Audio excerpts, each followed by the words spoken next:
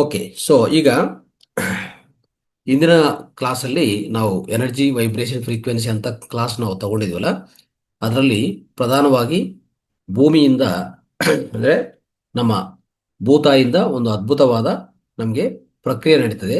ಭೂತಾಯಿಂದ ನಮಗೆ ಅದ್ಭುತವಾದ ಸ್ವಸ್ಥತೆ ಸಿಗತ್ತೆ ಅಂತ ನಾನು ಹೇಳಿದೆ. ಅಂದರೆ ನಿಮ್ಮಲ್ಲಿ ಏನೇ ನಕಾರಾತ್ಮ ಇದ್ದರೆ ಜಸ್ಟ್ ಬರಿಕಾಲಲ್ಲಿ ಓಡಾಡಿದರೆ ನಿಮ್ಮ ನಕಾರಾತ್ಮ ಎಲ್ಲ ತಗೊಂಡ್ಬಿಡ್ತದೆ ಅದು. ಆಯ್ತಾ? ಅದು ಗೊತ್ತಾಗತ್ತೆ, ತಗೊಂಡ್ಬಿಡ್ತದೆ, ಫಸ್ಟ್ ತಗೊಂಡ್ಬಿಡ್ತದೆ. ಆಯ್ತಾ? ನಿಮಗೆ ಧನಾತ್ಮಕವನ್ನು ಹೆಚ್ಚು ಮಾಡುತ್ತೆ. ಅಂದರೆ ಪರ್ಟಿಕ್ಯುಲರ್ಲಿ ಏನು ಮಾಡುತ್ತೆ ಗೊತ್ತಾ, ನಿಮ್ಮಲ್ಲಿರುವಂಥ ನಿಮ್ಮಲ್ಲಿರುವಂಥ ಟಾಕ್ಸಿನ್ಸ್ ಎಲ್ಲ ತಗೊಂಡ್ಬಿಡ್ತದೆ. ಆಯ್ತಾ? ಅದು ಬಹಳ ಇಂಪಾರ್ಟೆಂಟು. ಇನ್ ಕೇಸ್ ನಿಮ್ಮಲ್ಲಿ ಒಂಥರ ಶಕ್ತಿ ಶಕ್ತಿ ತುಂಬ ಹೆಚ್ಚಾಗಿದೆ ಅಂತ ಇಟ್ಕೊಳ್ಳಿ, ಧ್ಯಾನ ಮಾಡಿ ಫಾರ್ ಎಕ್ಸಾಂಪಲ್, ಅದನ್ನು ಸಹ ಅಷ್ಟೇ. ವಿಧ ವಿಧ ಗ್ರಂಥಿಗಳ ಹತ್ರ, ವಿಧ ವಿಧ ಚಕ್ರಗಳ ಹತ್ರ ಒಂದ್ಸರಿ ಇಂಬ್ಯಾಲೆನ್ಸ್ ಆಗಿ ನಡೀತಾ ಇರ್ತದೆ.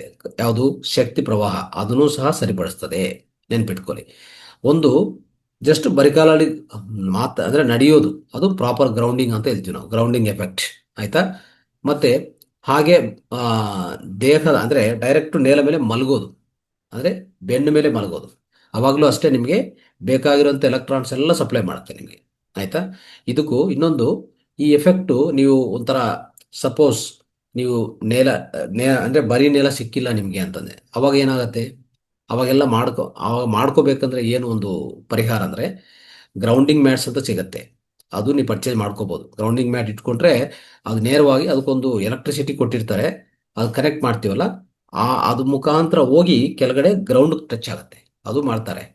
ಅದೂ ಇಲ್ಲ ಅಂತಂದ್ರೆ ಇನ್ನೇನು ಮಾಡ್ಬೇಕು ನಾವು ಅಂತಂದ್ರೆ, ಇನ್ ಕೇಸ್ ನಾವು ಹೈ ರೈಸ್ ಅಪಾರ್ಟ್ಮೆಂಟ್ಸ್ ಅಲ್ಲಿ ಮೇಲೆ ಎಲ್ಲೋ ಮಿದ್ದೆ ಮೇಲೆ ಎಲ್ಲ ನಾವು ಮಾಡಿ ಮೇಲೆ ಅಲ್ಲೆಲ್ಲ ಮಲಗ್ತೀವಲ್ಲ, ಅಂತಹ ಸಮಯದಲ್ಲಿನೂ ಅವಾಗವಾಗ ನಾವು ಗ್ರೌಂಡಿಂಗ್ ಮಾಡ್ಕೊಳಕ್ಕೆ ಕೆಳಗಡೆ ಹೋಗ್ಬೇಕು. ಆದರೆ ಸಿಟಿಯಲ್ಲಿ ಅದು ಸಿಗ್ತಾ ಇಲ್ಲ. ನಾವು ಇದಕ್ಕೆ ಮುಂಚೆ ಹೇಳಿದ್ವಿ, ನೆಗೆಟಿವ್ ಅಯಾನ್ಸ್ ಬಗ್ಗೆ ತುಂಬ ಟೀಚ್ ಮಾಡಿದ್ವಿ. ನೆಗೆಟಿವ್ ಅಯಾನ್ಸ್ ಸಿಗೋದೇ ಈ ರೀತಿಯಲ್ಲಿ ಅಲ್ವಾ? ಸೊ ಆದರೆ ಇನ್ನೊಂದೇನೆಂದರೆ ಸ್ಕುಮನ್ ರೆಸೊನೆನ್ಸ್ ಅಂತ ಒಂದು ಫ್ರೀಕ್ವೆನ್ಸಿ ಇರುವಂಥ ಒಂದು ಹಾಡು ಇಲ್ಲಾಂದರೆ ಒಂದು ಸಾಂಗ್ ಸಿಗತ್ತೆ. ಅದು ನಾನು ಇವತ್ತು ಕಲಿಸ್ಕೊಡ್ತೀನಿ ಗ್ರೂಪಲ್ಲಿ. ಇದನ್ನು ಹಾಕ್ಕೊಂಡು ಅದು ನಿಮ್ಮ ಸ್ಪೀಕರ್ ಕನೆಕ್ಟ್ ಮಾಡಿ ಬಿಟ್ಬಿಡಿ. ಇಡೀ ಮನೆಯೆಲ್ಲ ಸೋಕಾಗತ್ತೆ, ಮನೆಯೆಲ್ಲ ಏನಾಗುತ್ತೆ, ತುಂಬುತ್ತೆ ಆ ಎನರ್ಜಿಯಿಂದ. ಇದೇನಪ್ಪ ಅಂತಂದರೆ 7.83 ಹೆಡ್ಜಸ್, ಅದು mother heart beat, mother nature ಅಂತಂದರೆ ಈ ನೇಲದ ಅಂದರೆ ಭೂತಾಯಿದ ಹಾರ್ಟ್ ಬೀಟ್. ಅದು ಹಾರ್ಟ್ ಬೀಟ್ ಎಷ್ಟಿರ್ತದೆ ಅಲ್ಲಿ, ಭೂತಾಯಿ ಹಾರ್ಟ್ ಬೀಟು. ನಮಗೆಲ್ಲ ಹಾರ್ಟ್ ಬೀಟ್ ಇದೆಯಾ ಇಲ್ಲ? ಪ್ರತಿಯೊಬ್ಬರಿಗೆ ಹಾರ್ಟ್ ಬೀಟ್ ಇದೆಯಲ್ಲ, ಜಂತುಗೂ ಸಸ್ಯಕ್ಕೆ ಎಲ್ಲರಿಗೂ, ಅದಕ್ಕೂ ಹಾರ್ಟ್ ಬೀಟ್ ಇದೆ ಮದರ್ಗೆ, ಅದೇ ಸಾರಿ ಭೂತಾಯಿಗೆ. ಅದೇನು ಹಾರ್ಟ್ ಬೀಟು, 7.83 ಹೆಡ್ಜಸ್. ಅದರಲ್ಲಿ ಆ ಫ್ರೀಕ್ವೆನ್ಸಿಯಲ್ಲಿ ಆ ಹಾರ್ಟ್ ಬೀಟ್ ಇರುತ್ತೆ. ಅದೇ ಸೇಮ್ ಫ್ರೀಕ್ವೆನ್ಸಿಯನ್ನು ಒಂದು ಕ್ರಿಯೇಟ್ ಮಾಡಿದ್ದಾರೆ. ಆಯ್ತಾ? That is called Schumann resonance. ಅದೊಂದು ಕಲಿಸ್ಕೊಡ್ತೀನಿ. ನಿಮ್ಮ ಬೆಳಗ್ಗೆ ಬೆಳಗ್ಗೆ ಧ್ಯಾನ ಆದ್ಮೇಲೇನೋ ಧ್ಯಾನಕ್ಕೆ ಮುಂಚೆನೋ ಆ ಸೌಂಡನ್ನು, ಆ ಆ ಫ್ರೀಕ್ವೆನ್ಸಿಯನ್ನು ಒಂದು ಬಿಗ್ ಸ್ಪೀಕರ್ಸ್ ಕಲಿಸ್ಕೊಡಿ. ಇಡೀ ಮನೆ ವೈಬ್ರೇಟ್ ಆಗತ್ತೆ. ಆಯ್ತಾ? ಅಲ್ಲಿ ಆ ಮನೆಯಲ್ಲಿ ಒಂದು ರೀತಿಯಲ್ಲಿ ಜಂತುಗಳಿದ್ರು ಸಸ್ಯಗಳಿದ್ರು ನೀವು ಎಲ್ಲರೂ ಆ ಎನರ್ಜಿ ಒಳಗಡೆ ಒಂಥರ ಸೋಕ್ ಆಗಬೇಕು, ಅಂದರೆ ಒಂಥರ ನೆನೆಸ್ಬೇಕು, ಅಂದರೆ ಪೂರ್ತಿ ನಂದೋಗ್ಬೇಕು ನಾವು. ಆವಾಗ ನಿಮಗೆ ಅದರ ಫಲಿತ ಸಿಗತ್ತೆ. ಎಷ್ಟೇನಿಲ್ಲ, ಕಣ್ಣು ಮುಚ್ಕೊಳ್ಳಿ, ಹಾಗೆ ಶ್ವಾಸ ಗಮನಿಸ್ಕೊಂಡು ಕೂತ್ಕೊಳ್ಳಿ, ಅದು ಕೇಳಿಸ್ಕೊಂತ ಇರಿ ಸಾಕು. ಆಯ್ತಾ? ಸೊ ಅದು ಕೇಳಿಸ್ಕೊಂಡ್ರೆ ನಿಜವಾಗಿ ತುಂಬ ಎಫೆಕ್ಟ್ ಇರುತ್ತೆ. ಅಂದರೆ ಭೂತಾಯಿ ಕೊಡೋಂಥ ಭೂತಾಯಿ ಕೊಡೋಂಥ ಆ ಗ್ರೌಂಡಿಂಗ್ ಎಫೆಕ್ಟ್ ನಿಮ್ಗೆ ಸಿಗತ್ತೆ ಅಂತ ನಾನು ಹೇಳಕ್ಕೆ ಪ್ರಯತ್ನ ಮಾಡ್ತೀನಿ. ಈಗ ನೀರು ಬಗ್ಗೆ ತಿಳ್ಕೊಳ್ಳೋಣ. ಈ ಪಂಚಭೂತಗಳು ನೋಡಿ, ಒಂದೊಂದು ಪಂಚಭೂತಗೆ ಒಂದು ಮಹತ್ವ ನಮ್ಮ ಭಾರತ ದೇಶದಲ್ಲಿ ಅತಿ ಹೆಚ್ಚಿನ ಪರಿಣಾಮದಲ್ಲಿ ತಿಳಿಸ್ಕೊಟ್ಟಿದ್ದಾರೆ, ಗೊತ್ತಾ? ಈಗ ನೀರು ಬಗ್ಗೆ ನೋಡೋಣ. ಸೊ ನೀರು ಬಗ್ಗೆ ನೋಡ್ತಾ ಹೋದ್ರೆ ಇದಕ್ಕೊಂದು ವೈಬ್ರೇಷನ್ ಫ್ರೀಕ್ವೆನ್ಸಿ ಇದೆ. ಎಷ್ಟು ಗೊತ್ತಾ? ಕರೆಕ್ಟಾಗಿ ಹೇಳ್ಬೇಕಂದ್ರೆ 8 ಹೆಡ್ಜಸ್. ಆ 8 ಹೆಡ್ಜಸ್ ನಡೀತಾ ಇರೋಂಥ ಫ್ರೀಕ್ವೆನ್ಸಿ ನಿಜವಾಗಿ ನೀವು ತಗೊಂಡ್ರೆ 8 ಹೆಡ್ಜಸ್ ಅಷ್ಟೇ. ಆ ವಾಟರ್ ಫಾಲು, ಈಗ ಜಲಪಾತ ಎಲ್ಲ ಜಲಪಾತ ನಡೀತಾ ಇರ್ತದೆ ನೋಡಿ, ಸಹಜ ಜಲಪಾತ, ಇಲ್ಲಾಂದ್ರೆ ಒಂಥರ ವಾಟರ್ ಫಾಲ್ಸು, ವಿಧ ವಿಧ ವಾಟರ್ ಫಾಲ್ಸ್ ಹೋಗ್ತೀವಲ್ಲ ನಾವು. ಸೊ ವಾಟರ್ ಫಾಲ್ಸು, ಅರಣ್ಯ ಪ್ರಾಂತದಲ್ಲಿ ನಡೀತಾ ಇರೋಂಥ ಆ ನೀರು ಪ್ರವಾಹ ಸೌಂಡ್ ಇದೆಯಲ್ಲ, ಅದು ಕೇಳಿಸ್ಕೊಂಡಿದ್ರೇ ನಿಜವಾಗಿ ಹೇಳ್ತಾ ಇದ್ದೀನಿ, ನಿಮ್ಮಲ್ಲಿ ಎಷ್ಟೋ ನಕಾರಾತ್ಮಕ ವಿಷಯಗಳೆಲ್ಲ ಹೋಗಲಾಡಿಸ್ತದೆ ಅದು. ಹೇಳ್ಬೇಕಂದ್ರೆ ಇವೆಲ್ಲ ಸ್ಟಡಿ ಮಾಡಿದ್ದಾರೆ ಮಿತ್ರರೇ, ಅದಕ್ಕೋಸ್ಕರ ನಾನು ಹೇಳ್ತಾ ಇದ್ದೀನಿ. ಆ ಸ್ಟಡಿ ಮಾಡೋದಕ್ಕಿಂತ ಆ ಫಲಿತಗಳು ಕಂಡುಹಿಡಿದ್ದಾರೆ. ಅದು ಆ ಪ್ರವಾಹವನ್ನು ಕೇಳಿಸ್ಕೊಂಡ್ರೆ ಸಾಕು. ಆ ಯಾರಾದರೂ ಉದಾಹರಣೆಗೆ ನಿಮ್ಮ ಮಕ್ಕಳು ಮನೆಯಲ್ಲಿ ಯಾರನ್ನ ತುಂಬ ಸ್ಟ್ರೆಸ್ ಆಗಿದೆ ಅಂತ ಇಟ್ಕೊಳ್ಳಿ. ಏನು ಮಾಡ್ಕೋಬೇಡಿ, ಯಾವ ಹಾಸ್ಪಿಟ್ಲು ಏನು ಯಾವುದು ಬೇಕಾಗಿಲ್ಲ. ನೇರವಾಗಿ ಅವ್ರು ಕರ್ಕೊಂಡು ಅರಣ್ಯ ಪ್ರಾಂತಕ್ಕೆ ಹೋಗಿ. ಅಲ್ಲಿ ಕಾಡು ಸಿಗತ್ತೆ, ಭೂತಾಯಿ ಸಿಗತ್ತೆ, ಜೊತೆಗೆ ವಾಟರ್ ಫಾಲ್ ಸಿಗತ್ತೆ. ಈ ಮೂರು ಇರುವಾಗ ಏನಾಗುತ್ತೆ ಗೊತ್ತಾ ನಿಮಗೆ? ಆ ಪ್ರದೇಶದಲ್ಲಿ ಅವ್ರಿಗೆ ಆಗುವಂಥ ಹೀಲಿಂಗು ನ್ಯಾಚುರಲ್ ಹೀಲಿಂಗ್ ಆಗುತ್ತೆ. ಅವರಲ್ಲಿರುವಂಥ ಸ್ಟ್ರೆಸ್ ಹೋಗಲಾಡಿಸ್ಬೋದು. ಏನೇನು ನಕಾರಾತ್ಮಕ ವಿಷಯಗಳು, ನಕಾರಾತ್ಮಕ ವೈಬ್ರೇಷನ್ಸ್ ಎಲ್ಲ ಒಟ್ಟೋಗುತ್ತೆ. ಮತ್ತೆ ಪರಿಪೂರ್ಣವಾಗಿ ಆನಂದವಾಗಿ ತಯಾರಾಗ್ತಾರೆ. ಇಷ್ಟೇ ಬೇಕಾಗಿರೋದು. ಆಯ್ತಾ? ಅಂದರೆ ಆ ವಾಟರ್ಗೆ ಅಷ್ಟು ಕಾಮಿಂಗ್ ಎಫೆಕ್ಟು ನಮ್ಮ ಮೇಲೆ, ಅಷ್ಟು ಕಾಮಿಂಗ್ ಎಫೆಕ್ಟು ತೋರಿಸ್ತದೆ. ಅರ್ಥ ಆಯ್ತಾ? ಯಾಕಂದರೆ ಆ ಆ ನೀರು ಒಳಗಡೆ ಇರುವಂಥ ಆ ಮಾಲಿಕ್ಯೂಲ್ಸ್ ಅಂದರೆ ಅಣು ಪರಮಾಣುಗಳಿದೆಯಲ್ಲ, ಅದು ವೈಬ್ರೇಷನ್ ಆಗ್ತಾ ಇರ್ತದೆ ನೋಡಿ. ಆ ವೈಬ್ರೇಷನಲ್ ಫ್ರೀಕ್ವೆನ್ಸಿಯಿಂದ ನಮ್ಮ ಮೇಲೆ ಅಷ್ಟು ಪ್ರಭಾವ ತೋರಿಸ್ತದೆ. ಆಯ್ತಾ? ಅದು ನೆನ್ಪಿಟ್ಕೊಳ್ಳಿ. ಅದೇ ರೀತಿಯಲ್ಲಿ ಅನೇಕ ಈ ಮತ ಅಂದರೆ ಈ ರಿಲಿಜಿಯನ್ಸಲ್ಲಿ ಅನೇಕ ರಿಲಿಜಿಯನ್ಸ್, ಹಿಂದೂಯಿಸಮ್ ಆಗಲಿ, ಕ್ರಿಶ್ಚಿಯಾನಿಟಿ ಆಗಲಿ, ಮುಸ್ಲಿಮ್ಸ್ ಆಗಲಿ, ಪ್ರತಿಯೊಬ್ಬರು ನೀರಿಗೆ ಎಷ್ಟೋ ಪ್ರಾಧಾನ್ಯತೆ ಕೊಡ್ತಾರೆ. ಉದಾಹರಣೆಗೆ ನಮ್ಮ ಹಿಂದೂ ಧರ್ಮ ತಗೊಳ್ಳಿ. ಆ ನೀರನ್ನು ಮಂತ್ರಪಠನ ಮಾಡಿ ಸಲ್ತಾರೆ ಅಲ್ವಾ? ಯಾಕೆ ಆ ಥರ ಮಾಡ್ತಾರೆ ಅಂತಂದರೆ, ಆ ನೀರಿಗೆ ಏನು ಗೊತ್ತಾ, ಅದು ಮೆಮರಿ ಕೆಪಾಸಿಟಿ ಇದೆ ನೀರಿಗೆ. ಎಲ್ಲೇ ಪ್ರವಾಹ ಆದ್ರೂ ಆ ಸ್ಥಳಗಳು, ಆ ಪರಿಸ್ಥಿತಿಗಳು ನೆನಪಿಟ್ಕೊಂಡೆ ಪ್ರವಾಹ ಮಾಡುತ್ತೆ ನೀರು. ನೋಡಿದ್ರ?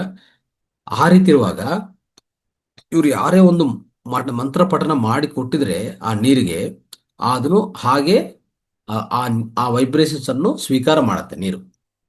ಮತ್ತೆ ನೀವು ತಗೊಂಡಿದ್ರೆ ಆ ನೀರನ್ನು ಸೇವನೆ ಮಾಡಿದ್ರು ಸಾಕು, ಆಟೋಮೆಟಿಕ್ ಆಗಿ ನಿಮ್ಮ ದೇಹವನ್ನು ಪ್ರಭಾವಿತ ಮಾಡುತ್ತೆ. ದೇಹ ಒಂದೇ ಅಲ್ಲ, ದೇಹ, ಮನಸ್ಸು, ಭಾವೋದ್ರೇಕ ಎಲ್ಲಾನು ಸರಿಪಡಿಸ್ತದೆ ನೀರು. ಅರ್ಥ ಆಯ್ತಾ? ಅದಕ್ಕೆ ನೀರನ್ನು ತಗೊಂಡು, ಉದಾಹರಣೆಗೆ ನಿಮ್ಮ ಮನೆಯಲ್ಲಿ ಯಾರಿಗಾರು ತೊಂದರೆ ಇದ್ರೆ, ನೀವು ಸರಿಯಾದ ಸ್ಥಿತಿಯಲ್ಲಿ ಕೂತ್ಕೊಂಡು, ಶಾಂತಿಯುತವಾಗಿ ಕೂತ್ಕೊಂಡು, ಅಂದರೆ ಪೀಸ್ಫುಲ್ ಮೈಂಡ್ ಆಗಿ ಕೂತ್ಕೊಂಡು, ಜಸ್ಟ್ ಕಣ್ಣುಗಳು ಮುಚ್ಕೊಂಡು ನಿಮ್ಮ ಶಕ್ತಿಯನ್ನು ಅದಕ್ಕೆ ಪ್ರವಾಹ ಮಾಡಿದ್ರೆ, ಲವಿಂಗ್ ಫ್ರೀಕ್ವೆನ್ಸಿ, ಹೀಲಿಂಗ್ ಫ್ರೀಕ್ವೆನ್ಸಿ ಅಂತ ಹೇಳ್ತೀವಿ ನಾವು. ಅಂದರೆ ನಿಮ್ಮ ವೈಬ್ರೇಷನ್ಸ್ ಕಲಿಸಿ. ಆ ವೈಬ್ರೇಷನ್ಸ್ ಹೇಗಿರ್ಬೇಕಂದ್ರೆ, ಅವರು ಗುಣ ಆಗಿದೆ ಅಂತಾನೆ ಕಲಿಸ್ಬೇಕು. ನೀವು ನೀರು ಕೊಡ್ಬೇಕಂದ್ರೆ ಅವ್ರಿಗೆ ಆ ಒಂಥರ ಈ ಮಂತ್ರ ನೀರು ಕೊಡ್ತಾ ಇರ್ತೀರಲ್ಲ, ಹಿಂದಿನ ಕಾಲದಲ್ಲಿ ಕೊಡ್ತಾ ಇದ್ರು ಅನೇಕ ಫಕೀರ್ಗಳು, ಸ್ವಾಮೀಜಿಗಳು ಎಲ್ಲ ಕೊಡ್ತಾರಲ್ಲ, ಅದೆಲ್ಲ ಇದೇ ರೀತಿಯಲ್ಲೇ ಕೆಲಸ ಮಾಡೋದು. ಹೇಗಂದ್ರೆ, ಅವರು ನೀರು ಕೈಗೆ ತಗೊಂಡಿದ ಮೇಲೆ ಅದಕ್ಕೊಂದು ಮಂತ್ರ ಅನ್ನೋದು ಹೇಳಿದ ಮೇಲೇನೋ, ಇಲ್ಲ ಅದಕ್ಕೊಂದು ಒಳ್ಳೆ ಸಂಕಲ್ಪ ಹೇಳಿದ್ರು, ಒಂದು ಒಂದು ವೈಬ್ರೇಷನ್ ಕಂಪನಗಳು ಕಲಿಸಿದ್ರೆ ಅದು ನೇರವಾಗಿ ಹಿಡಿದಿಟ್ಕೊಂತದ ನೋಡಿ. ವೈಬ್ರೇಷನ್ಸ್ ಎಲ್ಲ ಸ್ವೀಕಾರ ಮಾಡತ್ತೆ. ಮತ್ತೆ ಆ ಆ ನೀರು ಕುಡಿಯುವಂಥ ವ್ಯಕ್ತಿಗೆ ಆ ವೈಬ್ರೇಷನ್ಸ್ ಪಾಸ್ ಆಗತ್ತೆ, ನೇರವಾಗಿ ಹೀಲಿಂಗ್ ಮಾಡತ್ತೆ. ಗೊತ್ತಾ? ಇಂಥ ಹೀಲಿಂಗು ನೀರಿಂದ ಆಗತ್ತೆ ಅಂತ ನೀವು ನೆನಪಿಟ್ಕೊಳ್ಳಿ. ಓಕೆ? ಸೊ ಆ ರೀತಿಯಲ್ಲಿ ಆಗತ್ತೆ. ಒಂದು ವ್ಯಕ್ತಿ, ಈ ಬುಕ್ಕು ಬರೆದಿರುವಂಥ ಒಂದು ವ್ಯಕ್ತಿ ಒಂದು ಬುಕ್ಕನ್ನು ನಾವು ಓದುವಾಗ ಅವಾಗ ನನಗೆ ಗೊತ್ತಾಯಿತು, ಆ ವ್ಯಕ್ತಿಗೆ ಎಷ್ಟು ತೊಂದರೆ ಆಗಿತ್ತು ಅಂದರೆ, ಲೈಫಲ್ಲಿ ಅನೇಕ ಡಿಫಿಕಲ್ಟೀಸು. ಸೊ ಅವರು ಇನ್ನು ಏನು ಮಾಡೋಕ್ಕೂ ಸಾಧ್ಯವಾಗಲ್ಲ ಅಂಥ ಸಮಯ, ಅಂಥ ಲೈಫ್ ಬಂತು. ಅಂದರೆ ಕಷ್ಟಗಳಾಗಲಿ, ಒಂದು ಕಡೆ ರೋಗಗಳು ಎಲ್ಲ. ಅವಾಗ ಅವ್ರು ಮಾಡೋದು, ಅವ್ರ ಫ್ರೆಂಡ್ ಒಬ್ರು ಹೇಳಿದಾರಂತ, ಬೆಳಗ್ಗೆ 4 ಗಂಟೆಗೆ ಎದ್ದು ಒಂದು ತಣ್ಣೀರು ಸ್ನಾನ ಮಾಡಿ, ಓಕೆ, ಆ ನೀರಿಂದ ನಿಮ್ಮ ನೋಡಿ, ಎಷ್ಟೋ ನಮ್ಮ ದೇಹದಲ್ಲಿ ಮನಸ್ಸಲ್ಲಿರುವಂಥ ನಕಾರಾತ್ಮನೆ ನಮ್ಮ ಜೀವನ ಅಸ್ತವ್ಯಸ್ತವ ಕಾರಣ, ಇನ್ನು ಯಾರು ಕಾರಣ ಅಲ್ಲ. ಬಾಹ್ಯ ಪ್ರಪಂಚದಲ್ಲಿ ಯಾರು ಕಾರಣ ಅಲ್ಲ. ಯಾರು ಮೇಲೇನು ನಾವು ಒಂಥರ ಕೈ ತೋರಿಸ್ಬಾರ್ದು, ನಮ್ಮ ಬೆರಳು ತೋರಿಸ್ಬಾರ್ದು. ಆಯ್ತಾ? ಏನೇ ತೋರಿಸ್ಕೊಂಡ್ರು ಇಲ್ಲಿ ಹಿಂಗೆ ತೋರಿಸ್ಬೇಕು ನಾವು. ಅದಕ್ಕೆ ನಾವು ಹಿಂಗೆ ಅನ್ನುವಾಗ ಈ 5 ಬೆರಳುಗಳು ಈ ಕಡೆ ಇರುತ್ತೆ, ಒಂದು ಬೆರಳು ಆ ಕಡೆ ಆಚೆ ಕಡೆ ಇರ್ತದೆ. ಅಂದ್ರೆ ಅರ್ಥ ಏನು? ಅವರು ಪ್ರಭಾವ ಏನಿಲ್ಲ, ನಿಮ್ಮದೇ ಎಲ್ಲ ಕಾರಣ ನೀವೇ ಅಂತ. ಈ ರೀತಿ ಅರ್ಥ ಮಾಡ್ಕೊಂಡವಾಗ ನಮ್ಗೆ ಏನು ಅರ್ಥ ಆಗ್ಬೇಕಂದ್ರೆ, ಏನೇ ನಡೀತಾ ಇದೆ ಅಂದರೆ, ನಿಮ್ಮ ಒಳಗಡೆ ಇರುವಂಥ ಚಿಂತನೆಗಳು, ಎಮೋಷನ್ಸು, ಇಂಟೆನ್ಷನ್ಸು ನೀವು ಸರಿಪಡಿಸ್ಕೊಂಡ್ರೆ ಬಾಹ್ಯ ಪ್ರಪಂಚ ಆಟೋಮೆಟಿಕ್ ಆಗಿ ಸರೋಗುತ್ತೆ. ಅದಾಯ್ತಾ? ನೀವು ಏನೇ ಒಂದು ಯೋಚನೆ ನಕಾರಾತ್ಮಕ ಮಾಡಿ, ಯಾವುದೇ ವಿಷಯದ ಬಗ್ಗೆ ನಾನು ಹೇಳ್ತಾ ಇದ್ದೇನೆ, ಅದು ನೇರವಾಗಿ ಪ್ರತ್ಯಕ್ಷ ಆಗುತ್ತೆ ನಿಮ್ಮ ಲೈಫಲ್ಲಿ. ಅಂತ ಶಕ್ತಿ ಆ ಭಗವಂತ ಅಂದರೆ ಆ ಸೃಷ್ಟಿಕರ್ತ ನಮ್ಮಲ್ಲಿ ಕೊಟ್ಟಿದ್ದಾನೆ. ಯಾಕಂದ್ರೆ ನಾವೇ ಭಗವಂತ ಆಗಿದ್ವಲ್ಲ, ನಾವೇ ನಾವೇ ಸಹ ಸೃಷ್ಟಿಕರ್ತಗಳಂತ ಹೇಳ್ತಾ ಇರ್ತೀವಿ, ಕೋ ಕ್ರಿಯೇಟರ್ಸ್. ಯಾಕಂದ್ರೆ ನಿಮ್ಮಲ್ಲಿರುವಂಥ ಅಂಶನೂ ಆ ಆತ್ಮ ಪದಾರ್ಥ ಇದೆ. ಆಯ್ತಾ? ಆತ್ಮ ಪದಾರ್ಥ ಅಂದರೆ ಅದೇ ಭಗವಂತ, ಅದೇ ದೇವರು. ಅದು ಇರುವಾಗ ನೀವು ಹೇಗೆ ಹೇಳಕ್ಕಾಗತ್ತೆ ನಾನೇನೇ ಯೋಚನೆ ಮಾಡೋದು ಏನಾಗಲ್ಲ, ನಾನು ಏನೇ ಭಾವಿಸ ಭಾವನೆ ಮಾಡ್ಕೊಂಡ್ರೆ ಅದು ಆಗೋದಿಲ್ಲ, ಭಾವೋದ್ರೇಕ ಮಾಡಿದ್ರೆ ಏನಾಗೋದಿಲ್ಲ ಅಂತ ಹೇಗೆ ಅನ್ಕೊಂತೀರ? ನೀವು ಸೃಷ್ಟಿಕರ್ತ, ನೀವು ಸೃಷ್ಟಿ ಮಾಡ್ಬೋದು, ಎಂಥ ಪರಿಸ್ಥಿತಿಯನ್ನು ಸೃಷ್ಟಿ ಮಾಡ್ಬೋದು. ಆಯ್ತಾ? ಸೊ ನಮ್ಮಲ್ಲಿ ಒಂದು ಅಂದರೆ ಸಣ್ಣ ವಯಸ್ಸಿಂದ ನಮಗೂ ಕೊಟ್ಟಿರುವಂಥ ಟ್ರೈನಿಂಗಿಂದ ಇಷ್ಟೆಲ್ಲ ಕೆಟ್ಟೋಗಿದೆ. ನೀವೇನು ಮಾಡೋಕ್ಕೆ ಸಾಧ್ಯವಿಲ್ಲ, ನೀವೇನು ಯೂಸ್ ಇಲ್ಲ, ನಿಮ್ಗೆ ನಿಮ್ಮ ಕೈಯಲ್ಲಿ ಏನು ಆಗಲ್ಲ, ಇಂಥ ಮಾತುಗಳು ಬಲಿಸಿ ಬಲಿಸಿ ಬಲಿಸಿ ಕೊನೆಗೆ ಯಾವ ಸ್ಥಿತಿಗೆ ಬಂದಿದ್ವಿ ಅಂದರೆ ಪ್ರತಿಯೊಂದಕ್ಕೂ ಇನ್ನೊಬ್ಬರ ಸಹಾಯಕ್ಕೆ ಹೋಗ್ತೀವಿ ನಾವು. ಆ್ಯಕ್ಚುಲಿ ಯಾರು ಯಾರಿಗೂ ಬೇಕಾಗಿಲ್ಲ ಈ ಪ್ರಪಂಚದಲ್ಲಿ. ಅವಕಾಶ ಹೇಗಿದೆ ಅಂದರೆ ನೀವೊಬ್ಬರೇ ಏನು ಬೇಕಂದ್ರೂ ಸಾಧನೆ ಮಾಡ್ಬೋದು. ಒಂದೇ ಒಂದು ಬೇಕಾಗಿರೋದು ನಿಮ್ಮಲ್ಲಿರುವಂಥ ಆಲೋಚನೆಗಳನ್ನು ಸರಿಪಡಿಸಿ ಅದನ್ನು ಚೇಂಜ್ ಮಾಡಿ ಆಚೆ ಕಡೆ ಚೇಂಜ್ ಆಗುತ್ತೆ. As is the inner so is the outer. ಅರ್ಥ ಆಯ್ತಾ? ಬಾಹ್ಯ ಸೃಷ್ಟಿ ಅಂತರ ಸೃಷ್ಟಿ ಮೇಲೆ ಡಿಪೆಂಡ್ ಆಗತ್ತೆ. ಇದು ಪದೇ ಪದೇ ಅನೇಕ ಬಾರಿ ನಾವು ಹೇಳಿದ್ವಿ. ಆಯ್ತಾ? ಇದು ನೆನಪಿಟ್ಕೊಳ್ಳಿ. ದೇವ್ರ ಹತ್ರ ಹೋಗಿ ಪ್ರಾಧೇಯ ಪಡೋದು ಬೇಕಾಗಿಲ್ಲ. ಇನ್ನೊಬ್ಬರ ಹತ್ರ ಹೋಗಿ ಅವನು ಬೆಗ್ ಮಾಡೋದಾಗ್ಲಿ, ಓಕೆ, ಅವನು ಭಿಕ್ಷಾ ಕೇಳೋದಾಗ್ಲಿ ಏನೂ ಬೇಕಾಗಿಲ್ಲ. ನೀವು ಕೂತ್ಕೊಂಡಿದ್ದ ಜಾಗದಲ್ಲೇ ನಿನ್ನ ಆಲೋಚನೆಗಳು ಸರಿಪಡಿಸ್ಕೊಂಡಿದ್ರೆ ಆಯ್ತಾ, ನಾವು ಹೇಳ್ಬೋದು, ಈ ಸುಲಭವಾಗಿ ಹೇಳ್ಬೋದು, ನಿಮ್ಮ ಆಲೋಚನೆ ಸರಿಪಡಿಸ್ಕೊಳ್ಳಿ, ನೀವು ಹೀಗೆ ನಿಮ್ಮ ಭಾವನೆಗಳು ಚೇಂಜ್ ಮಾಡ್ಕೊಳ್ಳಿ, ಒಳ್ಳೆ ಕೆಲಸಗಳು ಮಾಡ್ತಾ ಹೋಗಿ ಒಳ್ಳೇದಾಗತ್ತೆ. ಇಲ್ಲ, ಅದು ಮಾಡೋಕ್ಕೂ ಒಂದು ದಾರಿ ಕೊಟ್ಟಿದ್ವಿ, ಅದೇ ಧ್ಯಾನ ಪ್ರಕ್ರಿಯೆ ಕೊಟ್ಟಿದ್ವಿ. ಇನ್ನೇನು ಬೇಕು ನಿಮಗೆ? ಇಷ್ಟು ಮಾಡಿಕೊಂಡ್ರೆ ನಿಮ್ಮ ಜೀವನ ಬದಲಾವಣೆ ಯಾಕಾಗಲ್ಲ? ಜೀವನ ಬದಲಾವಣೆಗೆ ಯಾವುದು ಅಡ್ಡ ಬರ್ತಾ ಇದೆಯಲ್ಲಿ? ಅಡ್ಡ ಬರೋದು ನೀವೇ, ನಿಮ್ಮ ಆಲೋಚನೆಗಳು, ನಿಮ್ಮ ಇಂಟೆನ್ಷನ್ಸು, ನಿಮ್ಮ ಎಮೋಷನ್ಸ್. ಇದೊಂದು ನೆನಪಿಟ್ಕೊಳ್ಳಿ ಮಿತ್ರರೇ. ಸೊ ಈ ರೀತಿಯಲ್ಲಿ ನೀರು ನೋಡಿ ಏನು ಮಾಡಿದೆ ಗೊತ್ತಾ? ನೀರು, ನೀವು ಬೆಳಗ್ಗೆ ತಣ್ಣೀರು ಸ್ನಾನ 4 ಗಂಟೆಗೆ ಎದ್ದು, ನಾನು ಹೇಳಿದೆ ವಿಮ್ ಹಾಪ್ ಟೆಕ್ನಿಕ್ ಮಾಡ್ಕೊಳ್ಳಿ, ತಣ್ಣೀರು ಸ್ನಾನ ಮಾಡ್ತಾ ಹೋಗಿ ಅಂತ. ಯಾಕೆ ಹೇಳಿದಂದ್ರೆ ತಣ್ಣೀರು ಸ್ನಾನ ನಮ್ಮ ದೇಹದಲ್ಲಿ ಮನಸ್ಸಲ್ಲಿರುವಂಥ ನಕಾರಾತ್ಮಕ ಎಲ್ಲನೂ ಒಂಥರ ವಾಶ್ಔಟ್ ಮಾಡುತ್ತೆ. ಅದು ಮಾಡಿದ ಮೇಲೆ ಮತ್ತೆ ನಾವು ನಮಗಿರುವಂಥ ಅಂದರೆ ನೆಗೆಟಿವ್ ಮೆಮೊರೀಸ್ ಏನಾದರೂ ನಿಮ್ಮಲ್ಲಿ ಅಂಟುಕೊಂಡಿದ್ರೆ ಆ ನೆಗೆಟಿವ್ ಮೆಮೊರೀಸ್ ಎಲ್ಲನೂ ತೆಗೆದಾಗ್ತದೆ ಈ ತಣ್ಣೀರು. ಅಷ್ಟು ಶಕ್ತಿ ಇದೆ ಅದಕ್ಕೆ. ಅರ್ಥ ಆಯ್ತಾ? ಸೊ ಅದಕ್ಕೋಸ್ಕರ ಯಾವಾಗಲೂ ಅದನ್ನು ಉಪಯೋಗಿಸ್ಕೊಳ್ಳಿ. ನೀರನ್ನು ಶುದ್ಧಿ ಮಾಡ್ಕೊಳಕ್ಕೆ ಉಪಯೋಗಿಸಿ. ಓಕೆ. ಆಮೇಲೆ ಭೂಮಿಯನ್ನು ಗ್ರೌಂಡ್ ಮಾಡ್ಕೊಂಡು ಉಪಯೋಗಿಸಿ. ಆಯ್ತಾ? ಒಳ್ಳೆ ಗಾಳಿಯನ್ನು ನಮ್ಮ ಮೇಲೆ ಗಾಳಿ ಬೀಸ್ತಾ ಇದ್ರೆ ಅದ್ಭುತವಾದ ಹೇರಳವಾದ ಆಕ್ಷನ್ ಸಿಗಕ್ಕೆ ಉಪಯೋಗಿಸ್ಕೊಳ್ಳಿ. ಮೆಡಿಟೇಷನ್ ಅನ್ನು ನಿಮ್ಮ ಒಳಗಡೆ ಆಂತರಿಕದಲ್ಲಿರುವಂಥ ಒಂದು ಜ್ಯೋತಿಯನ್ನು ಬೆಳೆಸ್ಕೊಳಕ್ಕೆ ಉಪಯೋಗಿಸಿ. ಈ ರೀತಿಯಲ್ಲಿ ಉಪಯೋಗಿಸ್ತಾ ಇದ್ರೆ ಸಾಕು. ಇನ್ನು ಅದಕ್ಕಿಂತ ಏನು ಬೇಕಾಗಿಲ್ಲ. ಎಂಥ ಪರಿಸ್ಥಿತಿಯಿಂದನೂ ಆಚೆ ಕಡೆ ಬರ್ಬೋದು. ಆಯ್ತಾ? ನೆನ್ಪಿಟ್ಕೊಳ್ಳಿ.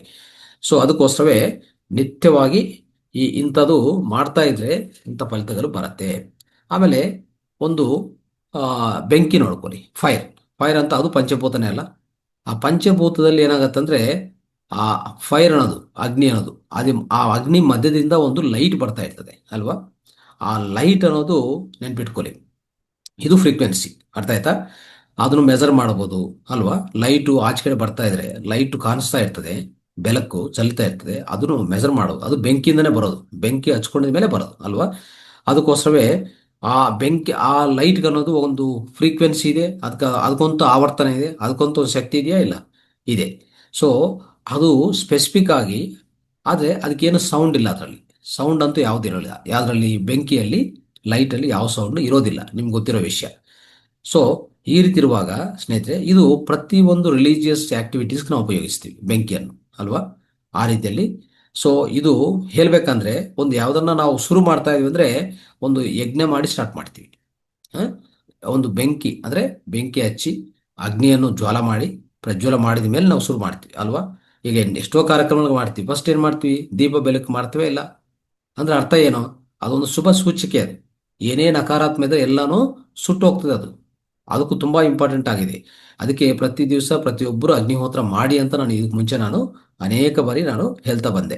ಅದು ನಿಮ್ಮ ಎನ್ವಿರಾನ್ಮೆಂಟನ್ನು ಪ್ಯೂರಿಫೈ ಮಾಡುತ್ತೆ, ಸುತ್ತಿರುವಂಥ ಎನ್ವಿರಾನ್ಮೆಂಟ್ ಪ್ಯೂರಿಫೈ ಮಾಡುತ್ತೆ. ಅರ್ಥ ಆಯ್ತಾ? ಅದಕ್ಕೆ ಆಯುರ್ವೇದದಲ್ಲಿನೂ ಈ ಬೆಂಕಿಗೆ ಎಷ್ಟು ಪ್ರಾಮುಖ್ಯತೆ ಕೊಟ್ಟಿದ್ದಾರೆ ಅಂದರೆ, ನಿಮ್ಮ ಜಠರಾಗ್ನಿಯಲ್ಲಿರುವಂಥದ್ದು ಅಂದರೆ ನಿಮ್ಮ ಮಧ್ಯಪ್ರದೇಶ ಅಂತ ಹೇಳ್ತೀವಲ್ಲ, ನಮ್ಮ ಇಡೀ ದೇಹಕ್ಕೆ ಮಧ್ಯಭಾಗದಲ್ಲಿರುವಂಥ ಹೊಟ್ಟೆ, ಅಲ್ವಾ? ಆ ಹೊಟ್ಟೆದಲ್ಲಿರುವಂಥ ಸ್ಟಮಕ್ಕಲ್ಲಿರುವಂಥ ಅಗ್ನಿ ಇದೆಯಲ್ಲ, ಜಠರಾಗ್ನಿ, ಅದು ತುಂಬ ಇಂಪಾರ್ಟೆನ್ಸ್ ಕೊಟ್ಟಿದ್ದಾರೆ. ಅದು ನಮ್ಮ ಜೀವನಕ್ಕೆ ಒಂದು ಅಡಿಪಾಯ. ಆಯ್ತಾ? ಸರಿಯಾದ ದೇಹಕ್ಕೋಸ್ಕರ ನಮ್ಗೆ ಎಷ್ಟು ಮುಖ್ಯ ಅದು ಜಠರಾಗ್ನಿ, ಅಲ್ವಾ?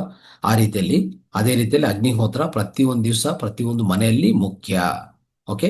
ಯಾಕಂದ್ರೆ ಆ ಬೆಂಕಿಗೆ, ಆ ಅಗ್ನಿಗೆ ಅದರಿಂದ ಬರುವಂತ ಲೈಟಿಂಗ್ ಇದೆಲ್ಲ, ಆ ಅದರ ದ್ವೀಪ, ಅಂದ್ರೆ ಆ ಬೆಳಕು, ಅದಕ್ಕೆ ಅಷ್ಟು ಪವರ್ ಇದೆ. ಎಲ್ಲಾನು ನಕಾರಾತ್ಮವನ್ನು ಸುಟ್ಟೋಗ್ತದೆ, ಅಂದ್ರೆ ತೊಲಗಿಸ್ತದೆ. ಅವಾಗ ಎಷ್ಟು ಸ್ವಚ್ಛವಾಗತ್ತೆ, ಶುದ್ಧಿ ಆಗತ್ತೆ ವಾತಾವರಣ. ಆ, ಒಳ್ಳೆ ಆಕ್ಸಿಜನು ಜೊತೆಗೆ ನಕಾರಾತ್ಮ ಎಲ್ಲ ತೊಲಗಿಸ್ತದೆ. ಪೂರ್ತಿ ಇಡೀ ಮನೆನೇ ಸಕಾರಾತ್ಮಕ ರೀತಿಯಲ್ಲಿ ಆ, ಇಷ್ಟೆಲ್ಲ ಆಗುವಾಗ ನಾವು ಉಪಯೋಗಿಸ್ಕೋಬೇಕು. ಅದೆಲ್ಲ ನಾವು ಜ್ಞಾನ ಹೇಳ್ಕೊಟ್ಟಿದ್ವಿ. ಅದಕ್ಕೆ ಈ ಅಗ್ನಿಗೆ ಎಷ್ಟು ಕೆಪಾಸಿಟಿ ಅಂದ್ರೆ, ಆದಷ್ಟು ನಮ್ಮ ದೇಹದಲ್ಲಿ 90% ರೋಗಗಳನ್ನು ವಾಸಿ ಮಾಡುವಂಥ ಕೆಪಾಸಿಟಿ ಇದೆ. ಈ ಒಂದು ಅಗ್ನಿ ಸರಿಪಡ್ಕೊಂಡ್ರೆ ಸಾಕು. ಅಗ್ನಿ ಅಂದ್ರೆ ಜಠರಾಗ್ನಿ. ಅದನ್ನು ಸರಿಪಡಿಸ್ಕೊಂಡಕ್ಕೆ ನಾವೇನ್ ಮಾಡಬೇಕು? ಸನ್ನನ್ನು ಅಂದ್ರೆ ಸೂರ್ಯನ ಪಾಲನೆ ಮಾಡಬೇಕು. ಅವರು ಹೆಚ್ಚಿರುವಾಗ ನಾವು ಆಹಾರ ಸೇವನೆ ಮಾಡಬೇಕು.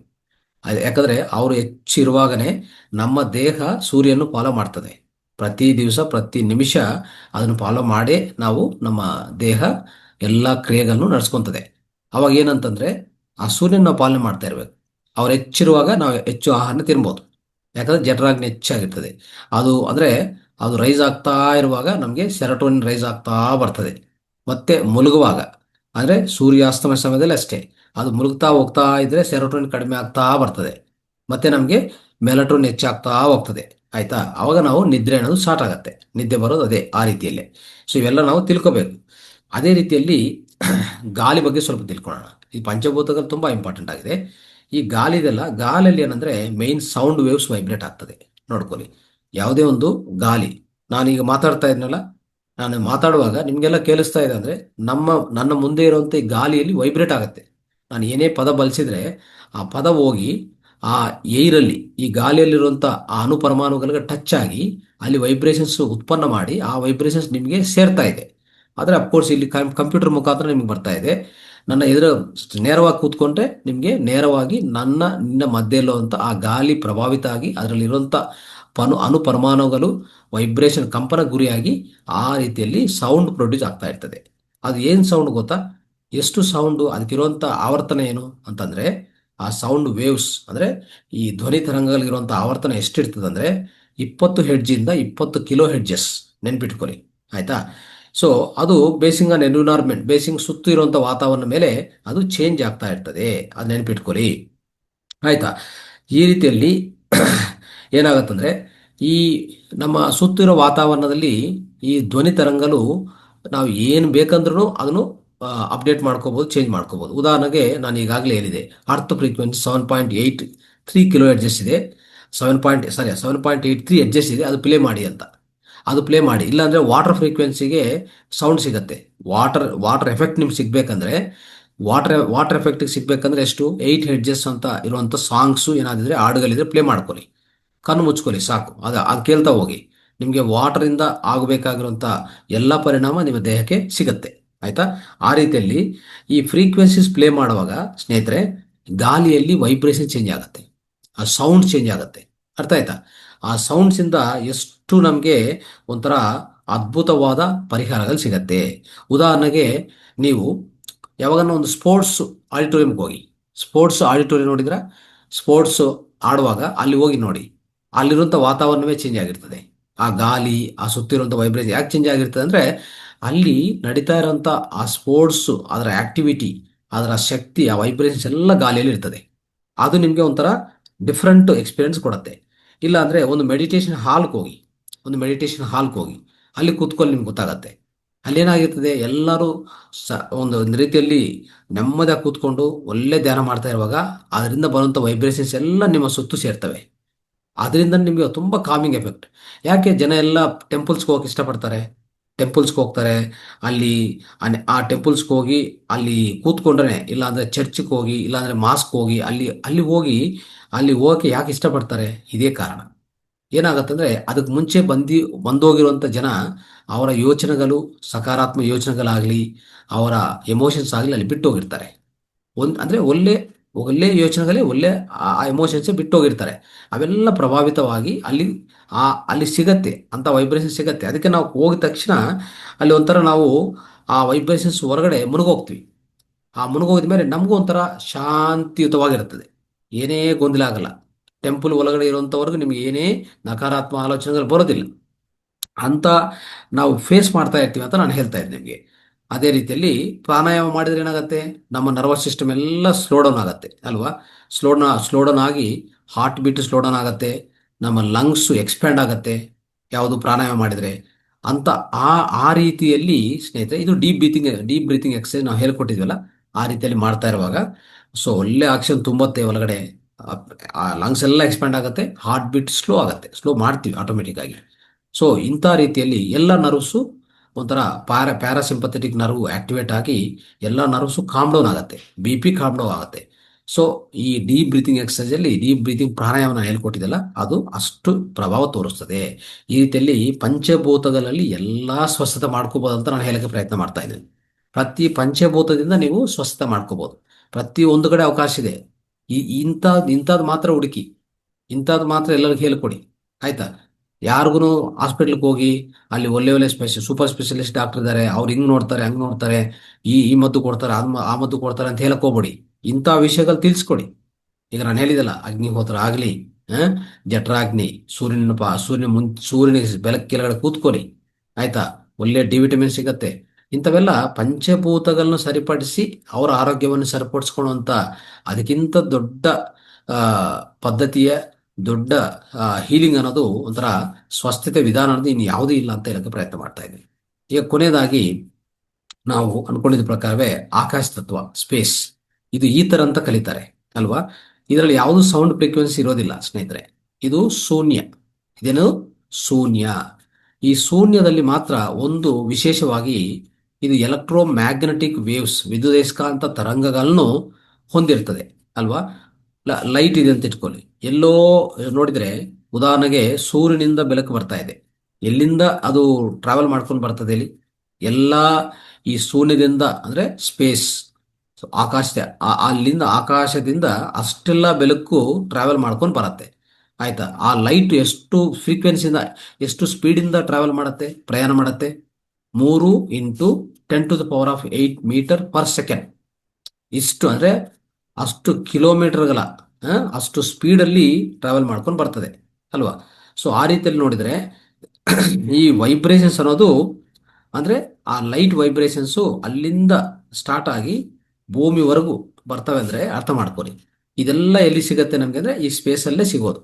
ಆ ಸ್ಪೇಸಿಂದನೇ ಇದೆಲ್ಲ ನಮಗೆ ಲಭ್ಯವಾಗ್ತಾ ಇದೆ, ಅದು ನೆನಪಿಟ್ಕೊಳ್ಳಿ.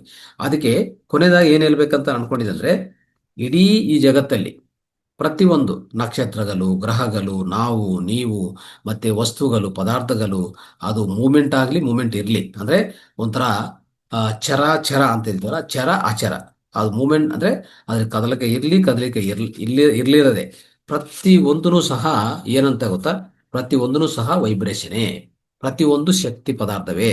ಇದು ನೆನಪಿಟ್ಕೊಂಡ್ರೆ ಸಾಕು, ಆಯ್ತಾ. ಸೊ ಆ ರೀತಿಯಲ್ಲಿ ನಾವು ಏನೇ ನಾವೊಂದು ಆಹಾರ ತಿಂದ್ರು, ಒಂದು ಮ್ಯೂಸಿಕ್ ಕೇಳಿಸ್ಕೊಂಡಿದ್ರು, ಬುಕ್ಸ್ ಓದಿದ್ರು, ಮತ್ತೆ ಏನೇ ನಾವು ಇನ್ನೊಬ್ಬರ ಜೊತೆಗೆ ಮಾತಾಡಿದಾಗಲಿ, ಎಲ್ಲ ಫ್ಯಾಮಿಲಿ ಫ್ರೆಂಡ್ಸ್ ಎಲ್ಲರ ಜೊತೆಗೆ ಏನೇ ಮಾತಾಡಿದಾಗಲಿ ಪ್ರತಿಯೊಂದೂ ಸಹ ವೈಬ್ರೇಷನೇ. ಇದು ನೆನಪಿಟ್ಕೊಂಡ್ರೆ ಖಂಡಿತ ನಾವು ಅದನ್ನು ಸರಿಪಡಿಸ್ಕೋಬೇಕು, ನಮ್ಮಲ್ಲಿರುವಂಥ ಆ ವೈಬ್ರೇಷನ್ ಸರಿಪಡಿಸ್ಕೋಬೇಕು.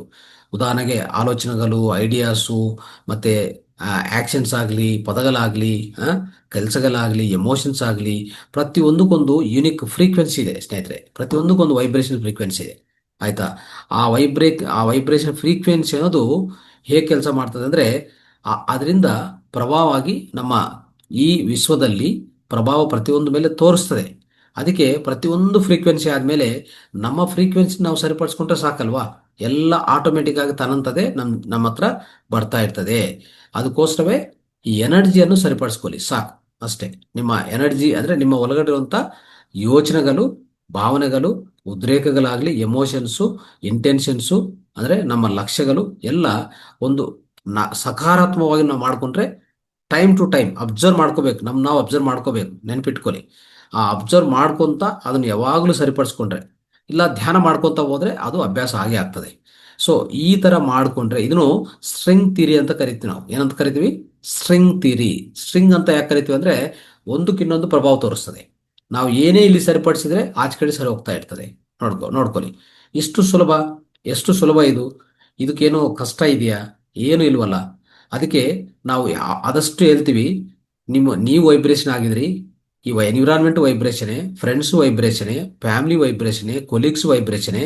ಅದಕ್ಕೂ ನಿಮ್ಮ ಸುತ್ತು ಎಂಥ ಜನ ಸೇರಿಸ್ಕೋಬೇಕಂದ್ರೆ ನಿಮ್ಮ ಸುತ್ತಿರುವಂಥ ವ್ಯಕ್ತಿಗಳು ಸಂತೋಷಕರ ವ್ಯಕ್ತಿಗಳು, ಯಾವಾಗಲೂ ಆನಂದವಾಗಿರುವಂಥ ವ್ಯಕ್ತಿಗಳು, ಒಳ್ಳೆ ಮಾತುಗಳು ಬಳಸುವಂಥವ್ರು. ಆ ರೀತಿಯಲ್ಲಿ ಜನ, ಆ ರೀತಿ ಜನ ಇರೋದು ಅಂತ ಪ್ರದೇಶಕ್ಕೆ ಹೋಗ್ತಾ ಇರಿ. ಅಂತ ಜನ ನಿಮ್ಮ ಸುತ್ತ ಇಟ್ಕೊಂಡ್ರೆ ನಿಮ್ಮಲ್ಲಿ ಆಟೋಮೆಟಿಕ್ ಆಗಿ ನಿಮ್ಮ ಒಳಗಡೆ ಇರುವಂಥ ಏನೇ ಸ್ವಲ್ಪ ನಕಾರಾತ್ಮಕ ಸೇರ್ಕೊಂಡಿದ್ರು, ಆಂದೋಲನ ಇದ್ರು, ಭಯ ಇದ್ರು ಎಲ್ಲ ಹೋಗಲಾಡಿಸ್ಬೋದು. ಆಯ್ತಾ? ನಮ್ಮ ಸುತ್ತು ಏನಾದರೂ ನೆಗೆಟಿವ್ ಪೀಪಲ್ ಸೇರ್ಕೊಂಡ್ರೆ ನಿಮ್ಗೆ ಗೊತ್ತು, ನಿಮ್ಮ ಶಕ್ತಿ ಎಲ್ಲ ಒಟ್ಟೋಗುತ್ತೆ. ಸ್ವಲ್ಪ ಸಮಯದಲ್ಲೇ ನಿಮಗೆ ಆ ಪ್ರಭಾವ ಕಾಣಿಸ್ತದೆ ಅಲ್ವಾ? ಅದಕ್ಕೋಸ್ಕರವೇ ಯಾವಾಗಲೂ ಅಷ್ಟೇ ಪಾಸಿಟಿವ್ ಎನರ್ಜಿ ನಮ್ಮ ಸುತ್ತು ನಡೀತಾ ಇರಬೇಕು. ನಮ್ಮಲ್ಲಿ ಸಹ ಪಾಸಿಟಿವ್ ಥಾಟ್ಸ್ ಆಗಲಿ, ಎಮೋಷನ್ಸ್ ಆಗಲಿ ಎಲ್ಲಾನು ಸರಿಪಡಿಸ್ಕೊಂಡ್ರೆ ಸಾಕು. ಸೊ ಆ ವೈಬ್ರೇಷನ್, ನೀವು ಆ ಅಂತ ವೈಬ್ರೇಷನ್ಸ್ ನಿಮ್ಮಿಂದ ತೋರಿಸಿದ್ರೆ ವಿಶ್ವನು ನಿಮಗೆ ಆಟೋಮೆಟಿಕ್ ಆಗಿ ರೆಸ್ಪಾಂಡ್ ಆಗುತ್ತೆ. ಆಯ್ತಾ? ಸೊ ಅದಕ್ಕೋಸ್ಕರ ನಾವು ಯಾವಾಗ ಹ್ಯಾಪಿಯಾಗಿರ್ತೀವೋ ಒಳಗಡೆ, ನಮ್ಮಿಂದ ಉತ್ಪನ್ನ ಆಗುವಂಥ ಫ್ರೀಕ್ವೆನ್ಸಿ ಯಾವಾಗಲೂ ಹೈಯೆಸ್ಟ್ ಆಗಿರ್ತದೆ, ನೆನ್ಪಿಟ್ಕೊಳ್ಳಿ.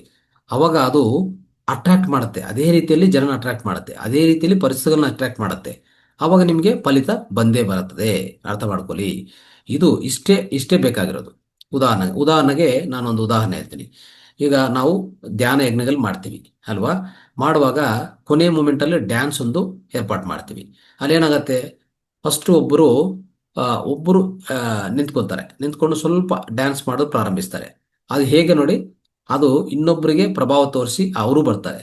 ಆಮೇಲೆ ಇನ್ನು 3 ಜನ ಬರ್ತಾರೆ, ಆಮೇಲೆ 4 ಜನ. ಟೋಟಲಿ ಆ ವೇದಿಕೆ ಮುಂಭಾಗಿರುವಂಥ ಎಲ್ಲ ಫುಲ್ ಆ ಸ್ಪೇಸ್ ಎಲ್ಲ ಫುಲ್ಲು ಡ್ಯಾನ್ಸ್ ಇಂದ ಫಿಲಪ್ ಆಗ್ಬಿಡ್ತದೆ. ಅಂದರೆ ಎಲ್ಲರೂ ಡ್ಯಾನ್ಸ್ಗಳು ಆಗ್ಬಿಡ್ತಾರೆ, ಎಲ್ಲರೂ ಡ್ಯಾನ್ಸರ್ಸ್ ಆಗ್ತಾರೆ, ತುಂಬ ಚೆನ್ನಾಗಿ ಡ್ಯಾನ್ಸ್ ಮಾಡ್ತಾರೆ. ಹೇಗೆ ಬಂತು ಇದೆಲ್ಲ? ಇದು ಪಾಸಿಟಿವ್ ಎಫೆಕ್ಟ್ ಅಂದರೆ ಹೀಗಿರುತ್ತೆ. ಪ್ರಭಾವ ಅಂದರೆ ಒಬ್ಬರು ಇನ್ನೊಬ್ಬರು, ಇವರ ಫ್ರೀಕ್ವೆನ್ಸಿ ಇನ್ನೊಬ್ಬರು ಪ್ರಭಾವಿತ ಮಾಡುತ್ತೆ, ಅವರಿಂದ ಇನ್ನೊಬ್ಬರು. ಇದೊಂದು ರಿಫಿಲ್ ಎಫೆಕ್ಟ್ ಅಂತ ಹೇಳ್ತೀವಿ ನಾವು. ಏನಂತ ಹೇಳ್ತೀವಿ? ಇದು ರಿಫಿಲ್ ಎಫೆಕ್ಟ್. ಆ ಎನರ್ಜಿ ಒಬ್ಬರಿಂದ ಇನ್ನೊಬ್ಬರಿಗೆ ಆ ರೀತಿಯಲ್ಲಿ ಸ್ಪ್ರೆಡ್ ಆಗಿ ಇಡೀ ಸಭಾದಲ್ಲಿರುವಂಥ ಎಲ್ಲರೂ ಡ್ಯಾನ್ಸ್ ಮಾಡೋದು ಶುರು ಮಾಡ್ತಾರೆ ಅಲ್ವಾ? ಇದೇ ನಾನು ಹೇಳಿರೋಂಥದ್ದು ವಿಷಯ, ಇಷ್ಟುವರೆಗೆ ಹೇಳಿರುವಂಥದ್ದು ರಿಪುಲ್ ಎಫೆಕ್ಟ್, ಸ್ಟ್ರಿಂಗ್ ಥಿಯರಿ ಅಂತ ಕರಿತೀವಿ ನಾವು ಇದಕ್ಕೆ. ಇದನ್ನು ನಾವು ನೆನಪಿಟ್ಕೊಂಡು ಸ್ನೇಹಿತರೆ, ಆ ಎನರ್ಜಿಯನ್ನು ಆ ರೀತಿಯಲ್ಲಿ ಅಂದರೆ ನಮ್ಮ ವಾತಾವರಣದಲ್ಲಿ ಎನರ್ಜಿ ರಿಪುಲ್ ಎಫೆಕ್ಟ್ ಅನ್ನೋದು ಫಾಲೋ ಆಗುತ್ತೆ. ಒಬ್ಬರಿಂದ ಇನ್ನೊಬ್ಬರಿಗೆ ಅದು ಕಮ್ಯುನಿಕೇಟ್ ಆಗ್ತಾ ಹೋಗ್ತದೆ. ಆಯ್ತಾ? ನಿಮ್ಗೆ ಗೊತ್ತಿಲ್ಲದೆ ಕಮ್ಯುನಿಕೇಟ್ ಆಗತ್ತೆ ಅಷ್ಟೇ. ನೀವು ಮಾಡಿದ್ರೆ ಸಾಕು. ನಿಮ್ಮಲ್ಲಿ ಆ ವೈಬ್ರೇಷನ್ ಚೇಂಜ್ ಮಾಡಿದ್ರೆ ತಕ್ಷಣವೇ ಇನ್ನೊಬ್ಬರಿಗೆ ಅದು ಎಫೆಕ್ಟ್ ತೋರಿಸ್ತದೆ. ನಿಮ್ಮ ಮನೆಯಲ್ಲಿರುವಂಥವ್ರಿಗೆ ಎಫೆಕ್ಟ್ ತೋರಿಸ್ತದೆ ಫಸ್ಟ್, ಹತ್ರ ಇದ್ದಾರಲ್ಲ ಅವರು. ಮತ್ತೆ ಬಾಹ್ಯದಲ್ಲಿ ನಿಮ್ಮ ಫ್ರೆಂಡ್ಸು, ಕೊಲೀಗ್ಸು ಅವ್ರಿಗೂ ಎಫೆಕ್ಟ್ ತೋರಿಸ್ತದೆ.